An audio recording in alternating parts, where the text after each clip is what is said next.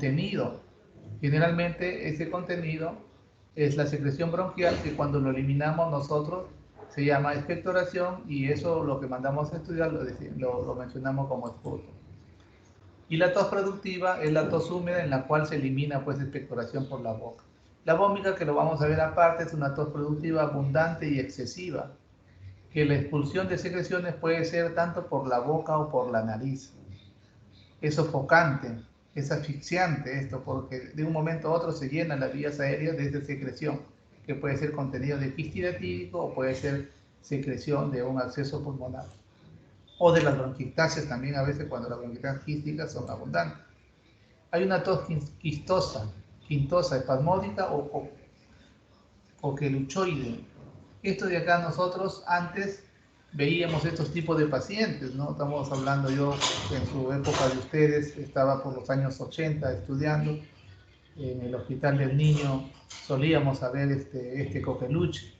Es una tos característica que gracias a Dios no lo vemos porque cuando el paciente presentaba tos era desesperante porque el paciente parecía que se ahogaba, hacía toses seguidas, tomaba una inspiración y comenzaba y de ahí otra inspiración seguido y seguía y seguía y el paciente se ponía hasta cianótico.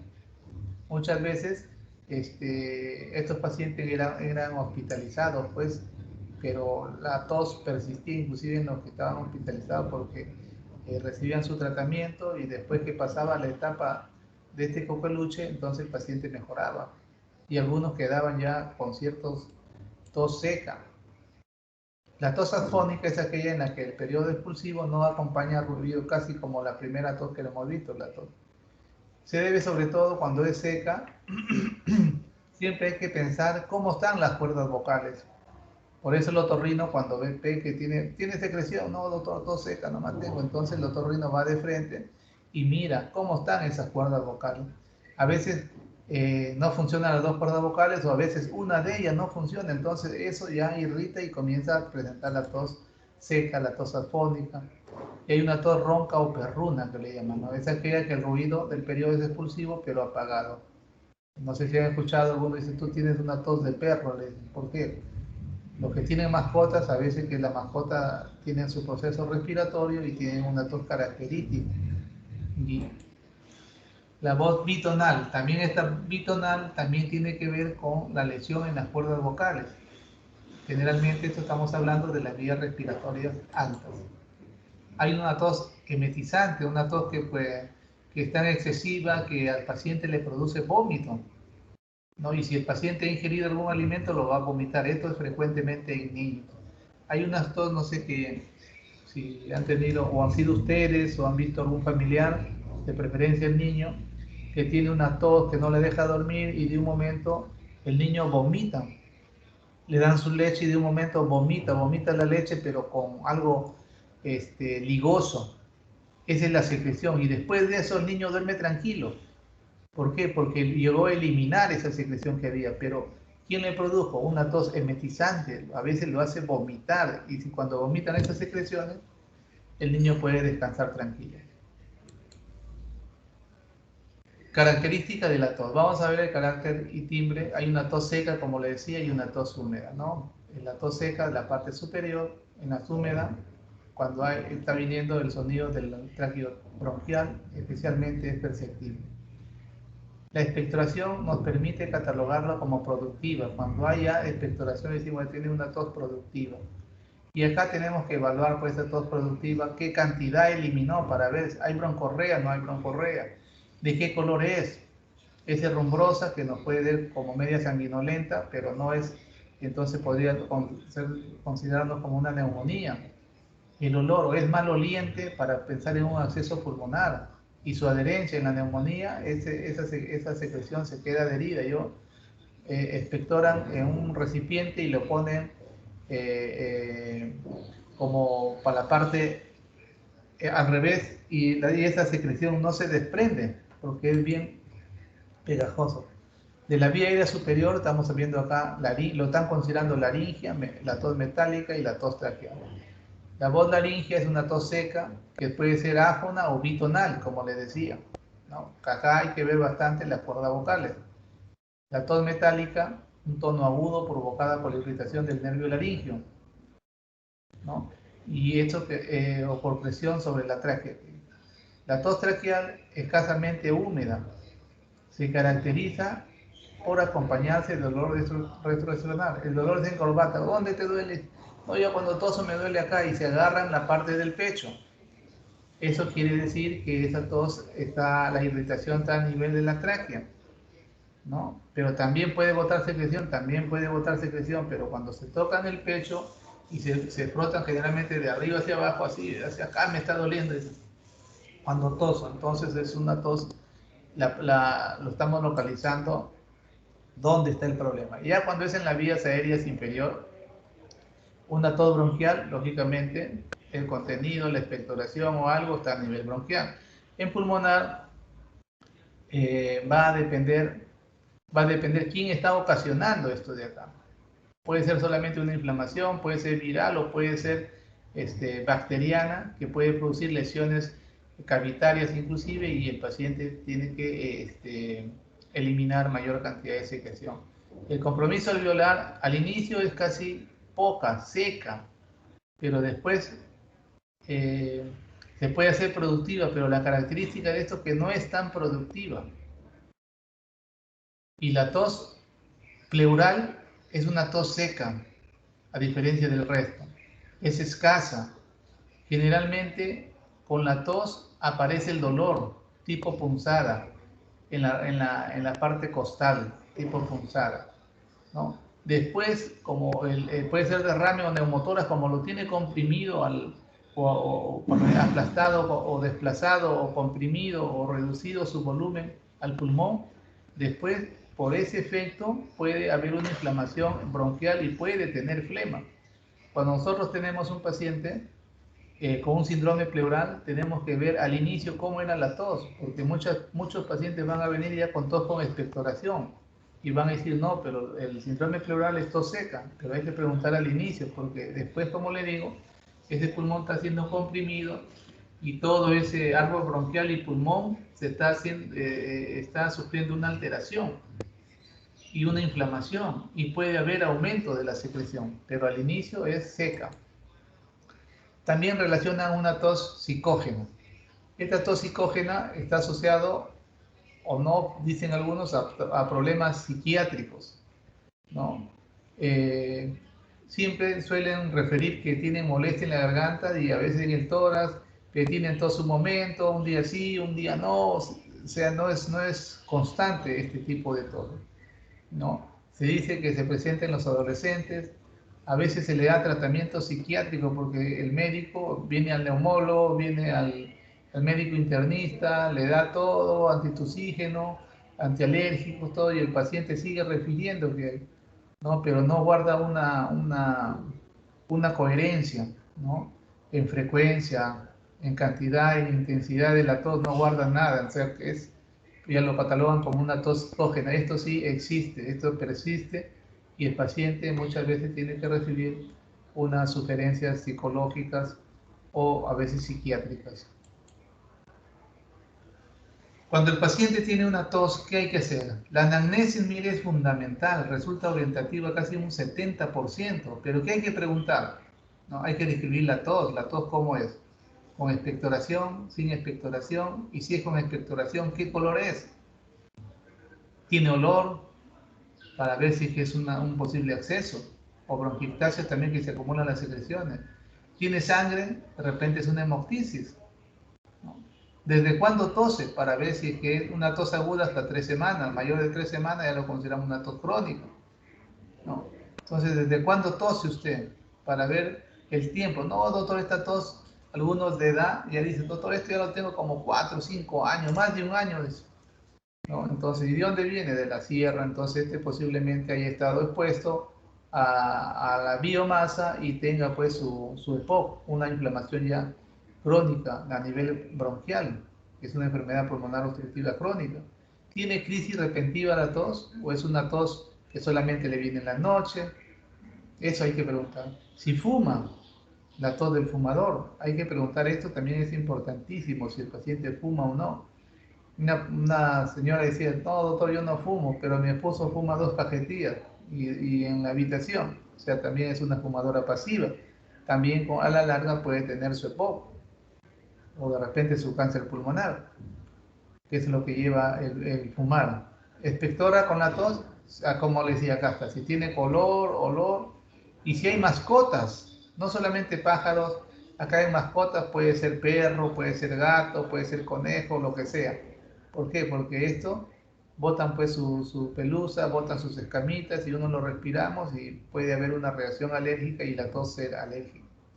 Hay que preguntar también si que tiene familiares con tuberculosis, porque si tiene familiares con tuberculosis y comienza a tener tos, lo más probable es que pueda ser que tenga tuberculosis y hay que hacerle los exámenes respectivos. O toma algún fármaco, como les decía, ¿no? Los más frecuentes eran los antihipertensivos. Sí, doctor, dice la hija, mi mamá es hipertensa y toma su enalapril. Y el doctor primero le dio captopril, ahora ha disminuido un poco, pero todavía sigue tosiendo. Entonces está ahí la causa de la tos. La tos, como le decía, es una función, su función es defensiva, ¿no? Los movimientos continuos. Ustedes saben de que la parte interna del aparato respiratorio, pues, tienen partículas, tienen elementos que se encargan de la limpieza del árbol respiratorio. Dentro de ellos están los cilios, que son fundamentales. Ellos son como la baja policía, que comienzan a sacar todos los desechos, lo van acumulando, pero lo van ascendiendo, ¿no? Y ya cuando llegan más o menos pasando la carina en la tráquea, eso se suele acumular y como ya se comporta como cuerpo extraño, viene el reflejo de la tos para expulsarlo. Ya. La expectoración, ¿qué es? El acto de arrancar, arrojar por la boca flema o secreciones que están viniendo pues de la tráquea, los bronquios, ¿no? Este examen de esta secreción tiene un valor clínico diagnóstico, es importantísimo. ¿Por qué? Porque nosotros tenemos que, si el paciente estamos sospechando de alguna infección, una tuberculosis o una infección por otros gérmenes, pedimos el examen de esputo.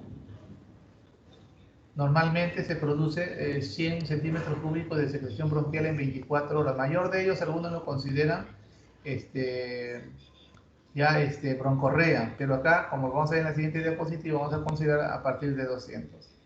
El esputo se dice que es el espejo de los fenómenos biológicos que están ocurriendo dentro del bronquio. Si hay una infección, me va a salir un germen.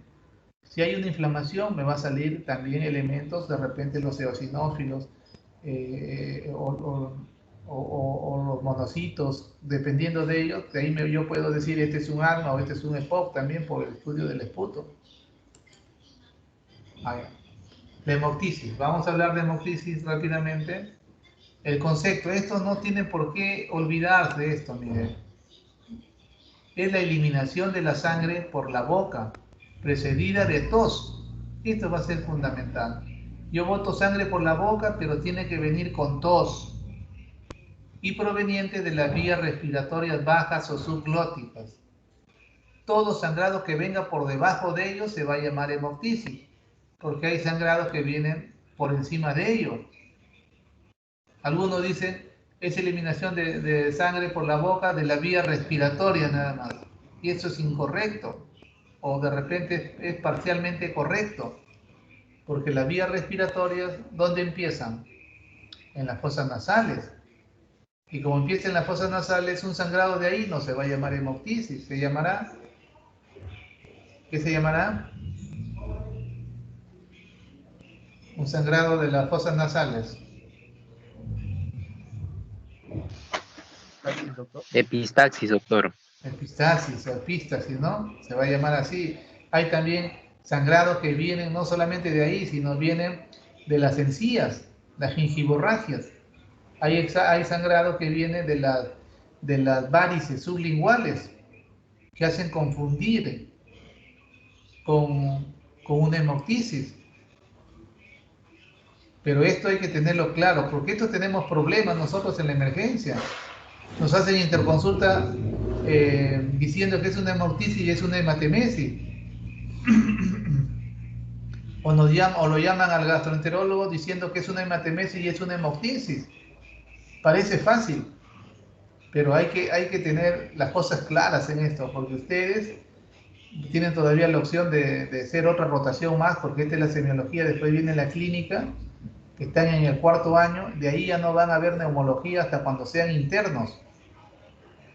Y hasta esa fecha posiblemente se hayan olvidado. Siempre les digo a los internos que vienen a buscarme antes de ingresar al internado, vienen para hacer un repaso.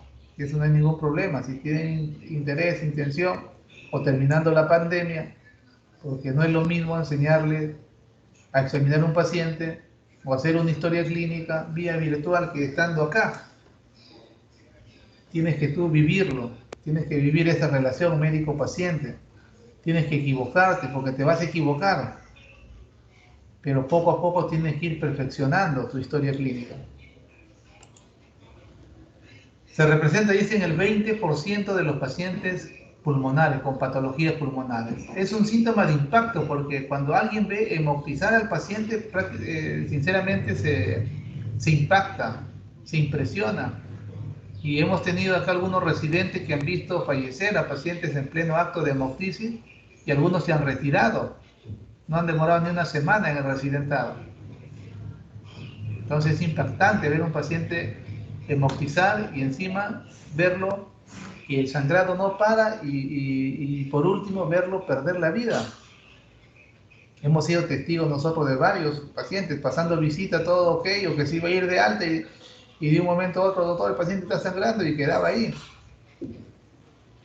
¿Ya? Entonces, antes de eliminar es precedido de una sensación de borboteo, medio de ronquido, siente en el pecho, mi doctor medio me ronca, y me siento algo calientito en esa zona, ¿no? Entonces, ese es también uno que puede estar prediciendo que el paciente puede comenzar a tener su hemoptisis. Eso ya lo hemos sacado de acá, lo que el paciente nos refiere.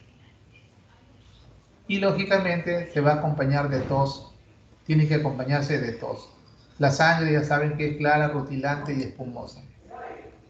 Hay muchas causas. La ATS, la Sociedad Americana de Tórax, dice que hay más de 100 causas de hemoptisis, ¿no? Pueden ser infecciosas. Miren, las infecciosas tenemos la bronquitis, bronquiectasia, TBC, neumonía, acceso, infecciones micóticas y latidosis. Y acá está aspergillosis, podemos separarlo mucho más. En la micótica, aspergilosis, isoplasmosis, o sea, puede subdividirse todavía acá más. Las neoplasias, mire, ocupan el 20 al 30%, pero acá las infecciones son las que están encabezando las causas de las hemoptisis. De repente el paciente ya no tiene tuberculosis, pero tiene bronquiectasia, pero esas bronquiectasias se infectaron por algún germen. O sea, ahí hay que ver, las infecciosas son las que están predominando. Hay cardiovasculares, por ejemplo, la estenosis mitral va a producir hemoptisis, ¿no? Lo más frecuente de todo esto es la estenosis mitral. La iatrogénica, ¿no? Puede ser por broncoscopía, por biopsias que hacemos, unas BIPAS, o porque el paciente está usando anticoagulación y no lo regulamos bien, o le damos muchas dosis de los anticoagulantes, y el paciente no solamente comienza a tener hemoptisis, puede tener gingivorragia, puede tener hemorragia digestiva alta. Y la idiopática, miren, del 5 al 20% no se conocen, así de práctico, no se conoce quién lo está produciendo. La ATS decía un promedio de un 10%, pero acá en esta lámina dice de un 5 a 20% no se conoce. Otras, cuerpos extraños, traqueobronquiales, trauma torácico en los accidentes son frecuentes. O sea, hay síndrome hemorrágico pulmonar, hay otras anomalías, coagulopatías, hay varias que nos pueden producir esta hemoptisis. Con respecto a la fisiopatología, para que se produzca la hemoptisis, dicen que la hemoptisis en un 90%, casi un 95%, viene de las arterias bronquiales. Cuando las arterias bronquiales son comprometidas, como tienen una presión sistémica, es mayor. Y solamente menciona un 5% que se pueden originar en las arterias pulmonares, ¿no? Ustedes saben que las arterias pulmonares llevan pues sangre venosa, no tienen presión, pero las arterias bronquiales, ahí viene el problemita. ¿Qué factores pueden contribuir a que se produzca la hemoptisis? Ustedes saben que internamente existe un epitelio endobronquial, ¿no? Y los capilares, lógicamente, que están ahí en ellos. Entonces acá hay una alteración, hay una lesión, hay un desgaste de ellos, y entonces lo vamos a dejar los vasos libres y se pueden romper. El daño del parénquima pulmonar por un infarto o por un proceso necrotizante, ¿no? Está pasando algo en el pulmón, que ese pulmón primero se produjo una isquemia, y como no se irriga todo eso, se necrosa y el paciente lo puede estar formando cavidades. Y la hipertensión venosa pulmonar, como ocurre en la estenosis mitral, por eso aumenta la presión venosa pulmonar, por eso va a hacer acá la hemoptisis en una estenosis mitral. El mecanismo de sangrado es la inflamación de la mucosa hipervascularizada. También se produce neoformación de vasos sanguíneos cuando hay tumores, cuando hay bronquiectasia, cuando hay micetoma, se forman nuevos vasos sanguíneos y eso se inflama, y eso va a producir, pues, por la misma sustancia del proceso inflamatorio, va a producir inflamación, y eso va a producir lesión en esa zona, en los vasos neoformados, y el paciente presente hemoptisis. Por ejemplo, en el adenoma bronquial, ¿qué sucede? Una proliferación vascular de la mucosa. Es por eso cuando tenemos una lesión redondeada en el pulmón por una tomografía, nosotros solemos pedir con contraste. ¿Para qué? Porque el contraste va a ir donde están vasos sanguíneos. Y cuando hablamos de una adenoma bronquial o un tumor, como hay proliferación vascular, ese tumor va a captar contraste. Entonces vamos a decir, mira, está captando contraste y una posibilidad de que esto sea no bueno, ¿no? Entonces entramos a hacer una VIP, entramos a hacer una endoscopía. Y también va a invadir, pues, la arteria pulmonar en los casos de neoplasia pulmonar, no solamente que sean primarios, sino también metastásicos. Significa que está viniendo de otra parte este problema, de otra parte del organismo.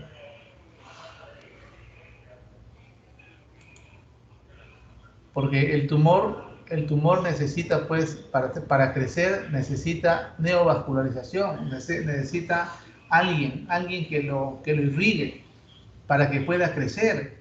Se forman sus propios vasos que lo irrigan. Entonces, por eso el tumor sigue creciendo. Si nosotros llegáramos a bloquear esa irrigación, esa neovascularización que se produce, lógicamente ese tumor no va a poder crecer porque no va a haber quien lo nutra. Pero en la tuberculosis, ¿qué existe? Erosión de los vasos sanguíneos por la destrucción, ¿no? Y la destrucción parenquimatosa y el sangrado. Entonces, acá, cuando la tuberculosis produce lesiones cavitarias, dentro de la cavidad se produce el aneurisma de Rasmussen. Este aneurisma de Rasmussen hay que tener mucho cuidado. ¿Por qué? Porque cuando esto se erosiona, el sangrado, como tiene una irrigación sistémica, el sangrado es abundante en los aneurismas de Rasmussen, producidos, o sea, formados en las cavidades de que nos está dejando no solamente la tuberculosis, sino cualquier lesión infecciosa dentro del parénquima pulmonar que dejó una cavidad, y ahí en esa cavidad se forma el aneurisma. Eso hay que tener cuidado. Esos son preguntas de NAN, son preguntas de residentado. No le he puesto acá en la diapositiva, pero la estoy mencionando.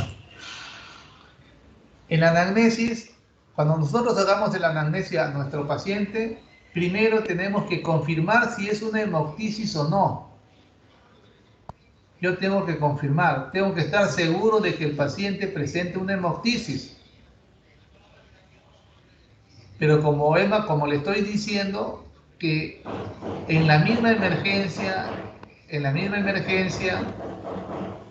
los internos, inclusive algunos residentes, se suelen confundir, porque no es porque no lo sepan la definición, sino que el paciente muchas veces nos refiere datos no concluyentes. Doctor, sí, vomité, pero también me vino tos y me vino sangre. Y tú dices, ¿qué pasó? Pero usted estaba tosiendo, tal, sí, también tenía náuseas, pero también a veces me producía tos. ¿De qué color era la sangre? Bueno, no lo he visto, pues lo boté ahí nomás, me fui al baño y o sea, no nos da mayores datos como para, pero tenemos que ir insistiendo. Si no nos da el paciente mayores datos, preguntamos a la familia si ha venido acompañado. Si no, esperaremos, estaremos atentos, diremos a la enfermera, enfermera, cuando él bote sangre, por favor, me pasa la voz, o si no, usted se fija de estas características. O sea, para yo ir orientándome hacia dónde voy a ir. ¿Será una hemoptisis o una hematemesis?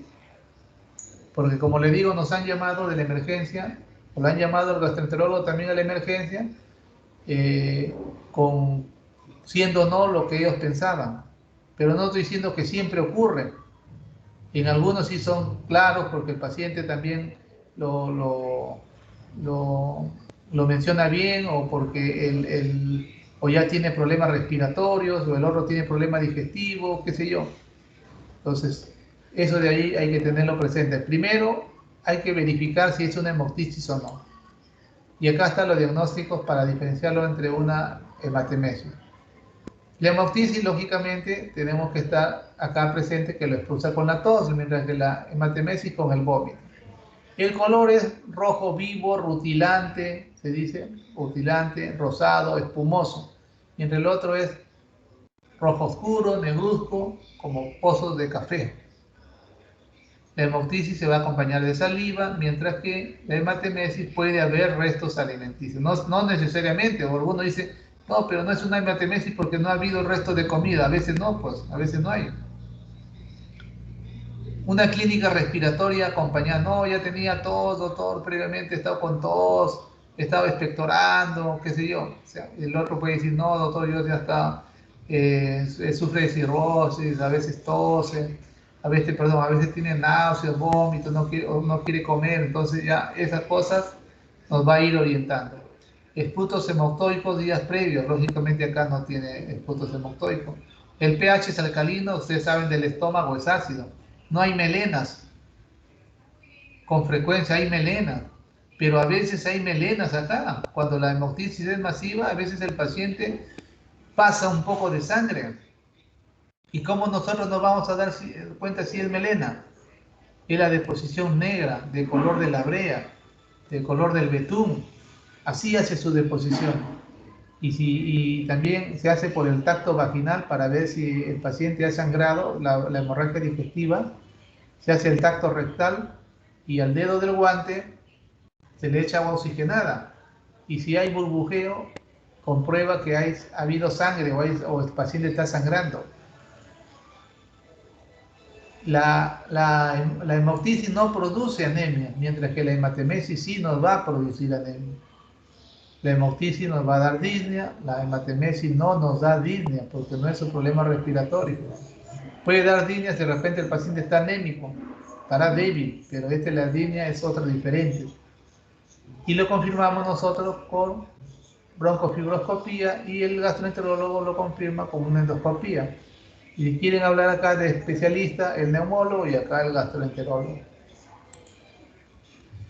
Esta clasificación de la hemoptisis, la que trabajamos nosotros acá en el hospital. En los textos van a encontrar diferentes, pero los ejemplos, y si le vienen el examen, esto va a regir en lo que es la clasificación de hemoptisis. Leve hasta 50, pero en 24 horas.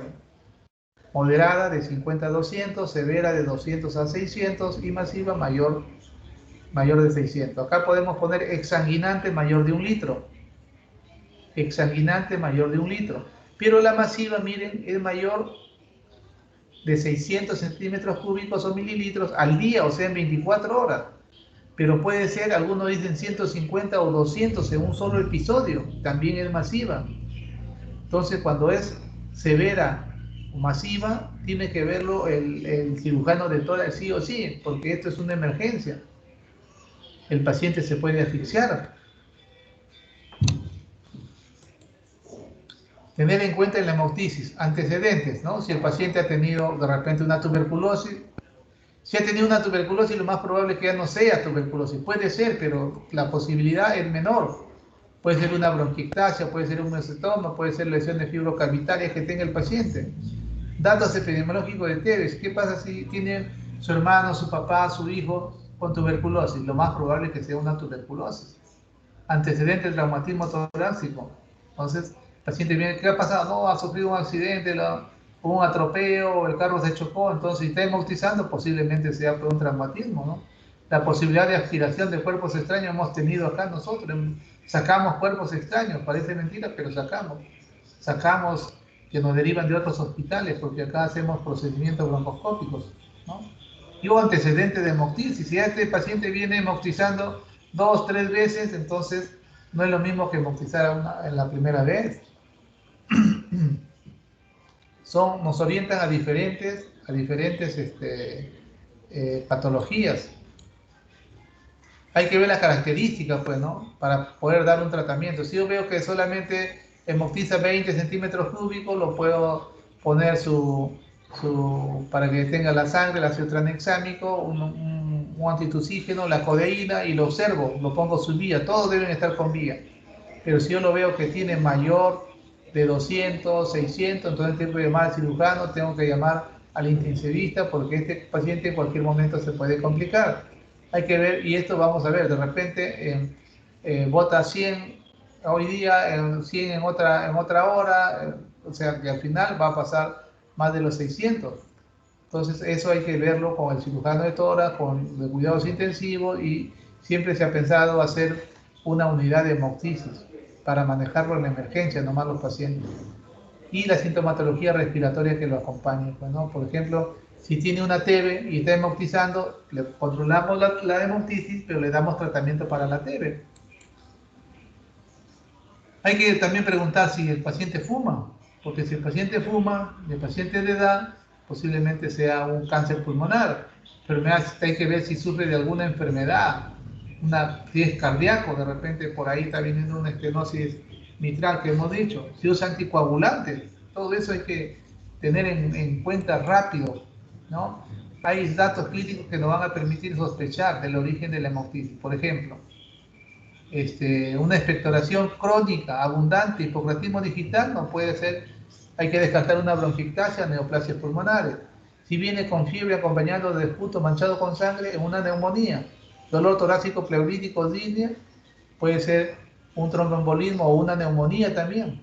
Pero acá no están todos los síntomas y signos, pero así a veces tenemos estos datos nomás y hay que sospechar. ¿Para qué? Para que nosotros, si no estamos claros, dirigir nuestro examen auxiliar. Pero ahorita no se trata de ver exámenes auxiliares. Si tiene chapetas malares, tiene chapitas, ¿no? Posiblemente eso lo vemos en un lupus, pero acá nosotros nos tiene que hacer pensar, si el paciente está hemoptizando, de repente hay una estenosis mitral. Telangiectasias de la mucosa oral, trastorno hereditario de sangrado, o sea, trastorno de la coagulación. Si la expectoración de sangre, pero no tiene pus, es una TB, un cáncer, un infarto pulmonar, pero si tiene un olor nauseabundo, un absceso pulmonar o una infección, ¿no? Ahora vamos a ver rápidamente lo que es la vómita. Expulsión brusca de las vías respiratorias, de una cantidad más o menos grande de pus o líquido, o de otra naturaleza. Está procedido de un acceso intenso de tos y sofocación. Cuando hablamos de vómita hay que tener en cuenta estas dos patologías: acceso pulmonar y quiste hidatídico. Cuando hablamos de vómita, ¿sí? Entonces, por eso es importante. Si yo encuentro vómita, ya en mi CPU yo tengo que tener presente, vómita, tengo que relacionar esto. Entonces yo tengo que preguntar un poco más de acuerdo a esto, y poco a poco el paciente te va a decir. Por ejemplo, si es de origen broncopulmonar, supuraciones pulmonares, acceso pulmonar de color y fetidez depende del germen. Y un quiste hidatídico va a ser claro, cristalino, salado, ¿no? Acá más o menos vemos, miren, esto es de un acceso pulmonar, una cavidad, queda un hueco adentro. Yo también voy a tocar lo que es el acceso pulmonar en la parte clínica. Entonces ahí les vamos a explicar en qué parte del pulmón se suele localizar los accesos pulmonares. Tiene sus sitios predilectos, pero nosotros para ello ya, cuando hablemos de radiografía, vamos a decir, tiene que saber dónde está ubicado tal segmento pulmonar, y ahí tenemos que ver, porque ahí nosotros lo podemos ver como una imagen radiopaca que parece una neumonía, pero si está en el sitio que corresponde al acceso, no hay que darle solamente el tratamiento de la neumonía adquirida en la comunidad, sino hay que agregarle tratamientos para anaerobios. Hay dos tipos de acceso, el acceso primario y el acceso secundario. Esto también lo vamos a detallar después cuando ya estamos en la parte clínica. Acá solamente quiero que ustedes sepan, porque en la historia clínica, que vamos a hacer hasta diagnóstico sindrómico, este acceso pulmonar. Cuando es primario, yo tengo que preguntar, ¿el paciente convulsiona? ¿Ha venido previamente a eso? ¿Ha convulsionado? ¿Es epiléptico? ¿Tiene trastorno del sensorio? Cuando hablamos de trastorno del sensorio, no solamente que está el ojito, sino que este paciente ha sido operado en estas últimas semanas. ¿Por qué? Porque cuando lo operan, lo hacen, pues, lo hacen dormir, y el paciente no está consciente. Entonces se puede aspirar. Estos son por aspiraciones que tenemos en la cavidad oral o que venga del aparato digestivo. Por ejemplo, el alcoholismo, generalmente toman mucho o comen mucho, se marean, se duermen, y a veces se vomitan y se aspiran. Entonces eso es importantísimo. Estos son, y de repente ha ido al odontólogo para una curación, para una extracción. Tiene que ver todo esto fundamental, la conservación de las piezas dentarias. Si las piezas dentarias no están bien conservadas, posiblemente estén llenos de muchos gérmenes. Hay hongos, hay anaerobios, y eso lo aspiramos y son los que nos va a producir los huecos en el pulmón. Entonces, es importante. No, tengo una muela cariada, pero no me duele, lo dejo ahí nomás. No, hay que tratar de verse, porque hay miles, millones de gérmenes que pueden molestar a la garganta, pero en cualquier momento pueden estar dormidos y pueden respirar, y esa secreción puede ir al aparato respiratorio y producir primero un proceso respiratorio, que después se dan cuenta que es una neumonía, le dan tratamiento para la neumonía, pero no mejora. ¿Por qué? Porque fue gérmenes anaerobios, y esto lo lleva a un acceso pulmonar, y están botando pus, y después le dejan una cavidad, y después tienen una tos permanente, a veces hay hemoptisis, y como molesta mucho hay que sacar esa cavidad y termina una operación por una simple problema de no cuidar las piezas dentarias. Y el acceso pulmonar secundario, esto ya no depende de la cavidad oral, no depende de que venga el aparato digestivo. Nosotros ya tenemos una infección ya previa establecida, ¿no? Como por ejemplo una endocarditis, una pielonefritis, que está dentro de la infección. O como ahora hay muchos pacientes postrados crónicos, hacen lesiones en las zonas depresivas, de preferencias escaras, y eso de ahí puede ir el estafilococo y formar, pues, accesos pulmonares. El acceso pulmonar primario se forma solamente un acceso, una cavidad, pero en el acceso pulmonar secundario se forman varias cavidades pequeñas, pero en el primario se forma una, pero de regular tamaño. Esto lo vamos a ver.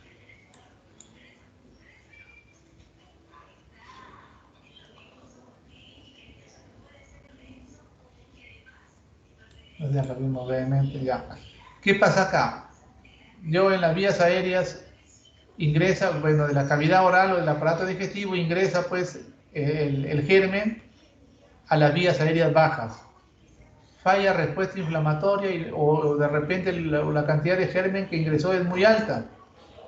Va a producir una neumonía de 7 a 14 días, como una neumonía normal. El paciente está tóxico, toda esa cuestión, con fiebre, con tos con expectoración, ¿no? Todavía no tiene una expectoración maloliente porque todavía no se ha formado el acceso pulmonar, está totalmente inflamado, pero de ahí viene una necrosis, y ahí recién se forma el acceso, ¿no? De 7 a 12 días se forma el acceso, y la complicación del acceso es que ese acceso se va a comunicar con el bronquio y viene la vómica.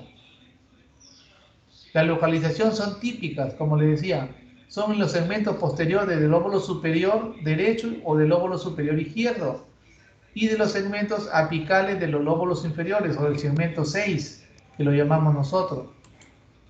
Acá miren, acá estamos viendo el acceso pulmonar, miren, una cavidad, un nivel hidroaéreo se llama. Hidro lo que se ve radio opaco y aéreo lo que se ve negrito. Y viene un nivel como si pasaran como una regla, directo. Entonces eso significa que el contenido que tiene acá es espeso. Entonces acá se ha formado en el segmento 6, que es más frecuente que se formen por la anatomía que tiene la tráquea. Ustedes saben que el tronco bronquio derecho es más corto, más grueso y más vertical, mientras que el tronco, este es el derecho y este es el izquierdo, miren, más largo, más delgado y más horizontal, ¿no? Acá también ha ido al segmento 6, o está en el posterior del lóbulo superior, y este sí que está pegado acá, a casi a la región iliar, este es el segmento 6. Y el otro que produce la vómica es el histidatídico, ¿no? El histidatídico, cuando se rompe los bronquios, porque puede romperse la cavidad pleural, puede romperse o un vaso sanguíneo y producir una diseminación, ¿no? Entonces, cuando llega acá a los bronquios, se inunda, como le decía, y el paciente tiene la sensación de ahogo, bota el contenido, como una sofocación. Y es un líquido de sabor salado.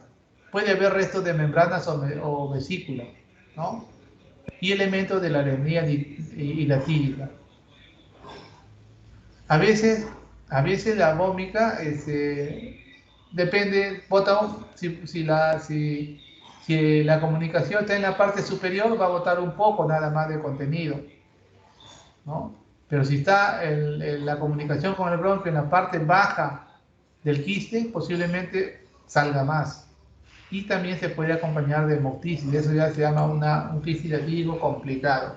En una radiografía, miren acá, lo estamos viendo una cavidad, un nivel hidroaéreo de aire, pero si ustedes se dan cuenta, la línea ya no está en horizontal, sino hay como unos desniveles en la parte superior. Esos son los restos de la membrana del quiste hidrático, ¿no? Y en la radiografía lo conocemos como signo de camalote.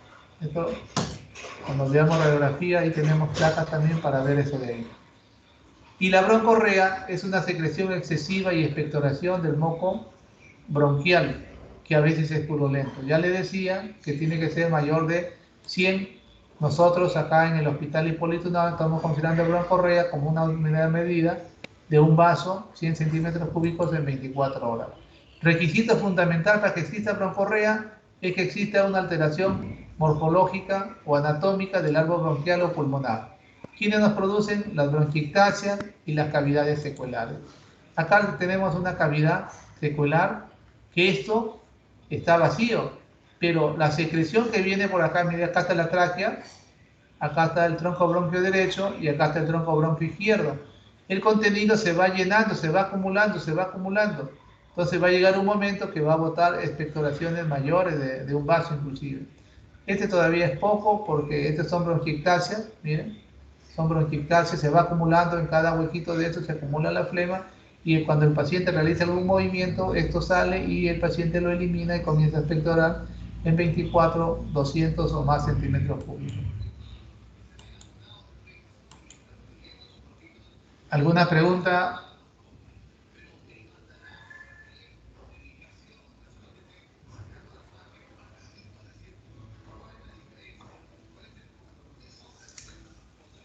Catherine Montalbán. Catherine Montalbán.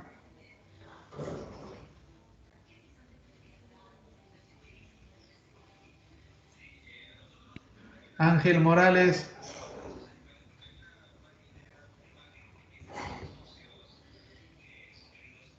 Ángel Morales. Sí, doctor, buenos días. Doctor, estaba teniendo problemas de conexión hace un rato. Ya, está bien, está bien, está bien. Ya, entonces acá le ponemos 5.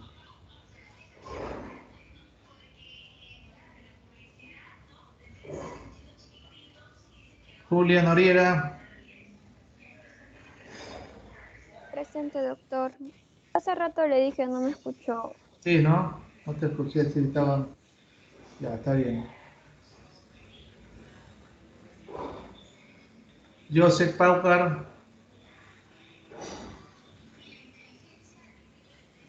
Joseph Paucar. ¿Estás comunicado con ella, Julia?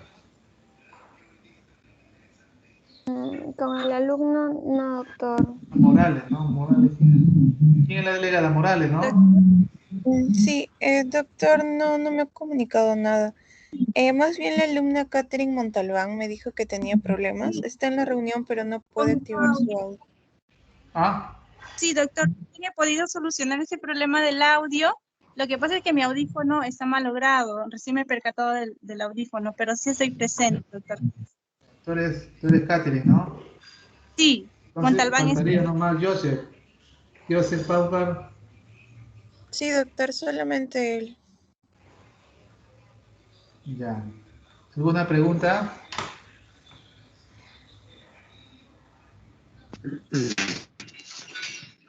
Doctor González, una pregunta, doctor. Sí. Cuando usted había presentado una diapositiva en el cual hacía una comparación de hemoptisis y hematemesis, había un punto que decía que causa anemia, lo que es hematemesis, y la hemoptisis no causaba anemia, ¿no? ¿Cómo se explica eso, Sí. doctor? Porque si el sangrado viene, o sea, hay un sangrado que se está dando en los pulmones, ¿en ese sangrado no vienen glóbulos rojos, doctor? ¿O cómo es, doctor?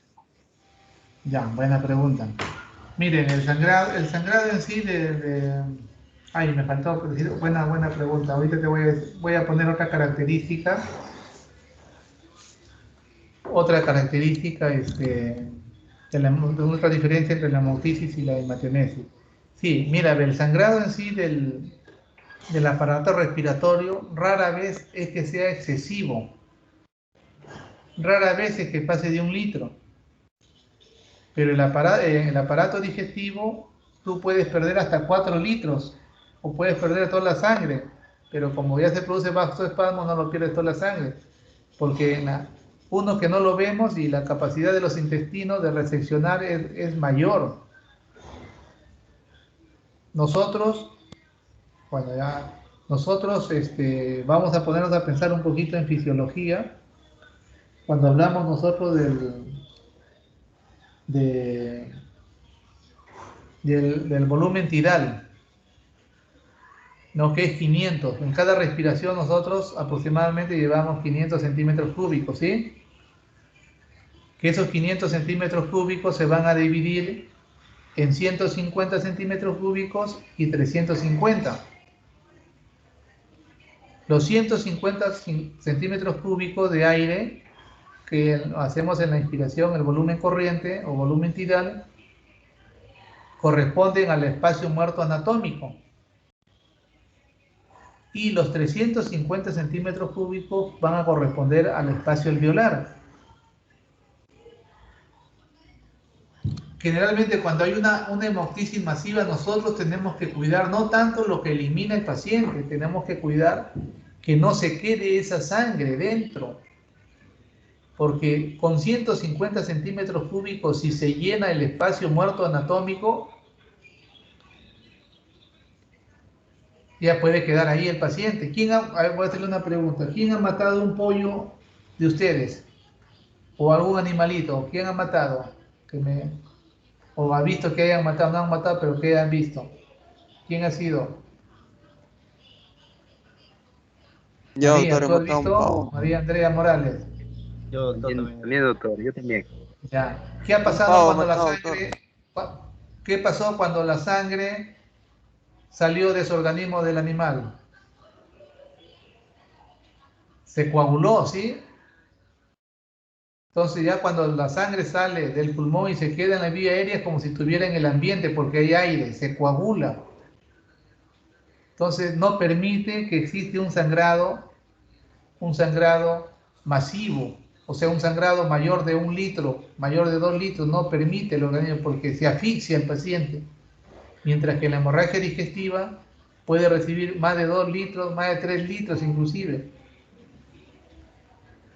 ¿Ya? Y la otra parte que le quería decir es que el paciente con hemorragia digestiva muere por anemia, mientras que el paciente con hemoptisis generalmente muere por asfixia, porque son 150 centímetros cúbicos solamente que se queden en el espacio muerto anatómico para que esa sangre se coaguló y no permitió que pase el aire y se muere por asfixia. O como decía, también está aceptado en la literatura que algunos dicen son 350 centímetros cúbicos, pero ellos se refieren a que se inunda el espacio alveolar. Y al inundarse el espacio alveolar, el aire puede llegar hasta ahí, pero no puede realizar el intercambio gaseoso y el paciente muere por asfixia. Cualquiera de las dos alternativas es la correcta, que basta 150 centímetros cúbicos para que pueda morir el paciente o por taponamiento del espacio muerto anatómico, o 350 centímetros cúbicos para que se inunde lo que es el espacio alveolar. Cualquiera de las dos respuestas es correcta. Una buena pregunta me has hecho. ¿Quién preguntó? Soy Víctor, doctor. Matamoros, doctor. Allá, el número 1. Sí, doctor. Muchas gracias, doctor. Muy bien, Ricardo. ¿Alguna otra pregunta?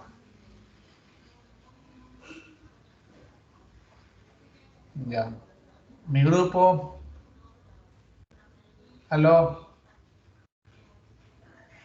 Sí, doctor. Mi grupo, 11 de la mañana, ¿ya? Ya, doctor. ¿No puede ser antes? ¿Ah? ¿No puede ser antes? 10:30.